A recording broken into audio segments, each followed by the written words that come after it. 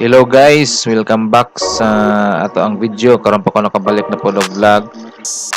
Now niabot ng akong gi-order nga Xeon Crane M2 para sa atong vlog. So stabilizer ni siya guys, mga dudes, gimbal. Gi-order na ko online. Then actually na maligya pud mi ani. So kung gusto mo palit or kanang mga nangita mo mga phone gimbals, i-PM lang ko ninyo. Kini siya nga gimbal is pwede ni siya for mirrorless nga at least dili beyond 720 grams ang timbang, so almost a kilo. Then pwede po ni pang cellphone, GoPro, mga gaan lang nga cameras below 700 grams. So mani siya sa takarang okbon sa sulod ani. Excited na kayo ko ba sa sulod ani ba sa morning box. Nice.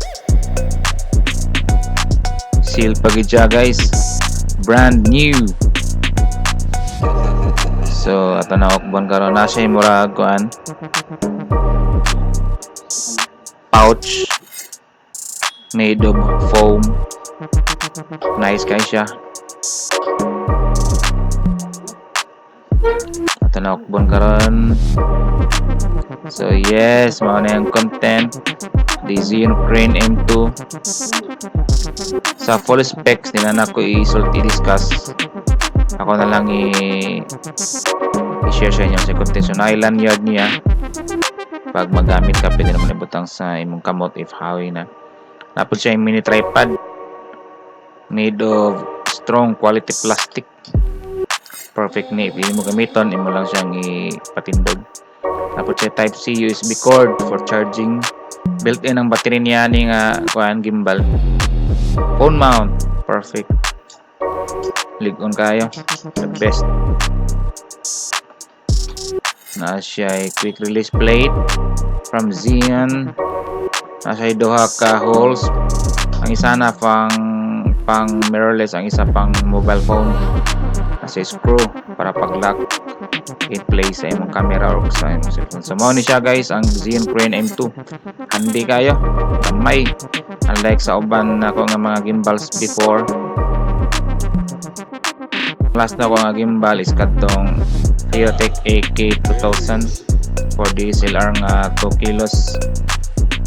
So ako siyang gi-release dan ni gamit pa ni kay mas handy man gud siya. So now ato ning testingan karon na atong i-set up at i-try connect ang atong camera Sony a6300.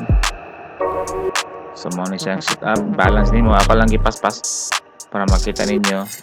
Setting up will take mga 5 minutes, 3 to 5 minutes depende sa kuan kung sulit na mo balance. Ang camera na ko ani is a6300 o 7 design nga fisheye lens. Naas mga 600 plus grams. So kaya siya motor. So again, yan na ako i-discuss ang detailed nga specs gid sa Xeon Crane M2. Pwede mo ito ma-search na sa ano pag-set up. Okay kayo.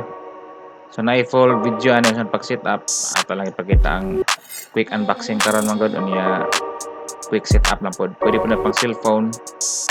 So na natin magamit sa itong mga vlog.